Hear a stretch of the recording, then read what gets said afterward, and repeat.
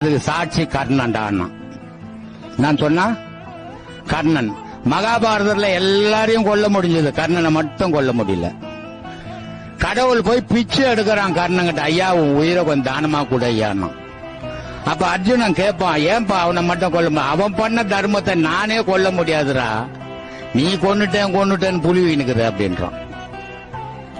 அப்போ தர்மத்துக்கு இருக்கிற வலிவு வேற எதுக்குமே கிடையாது. வாழும் போது நீ சொத்து சுகம் காரு பங்களா எல்லாம் வச்சு நேபிச்சா கூட உதவாது, உன்னை பாதுகாக்காது. உன்னை பாதுகாக்க கூடியது நீ செய்த தர்மம் மட்டும்தான்.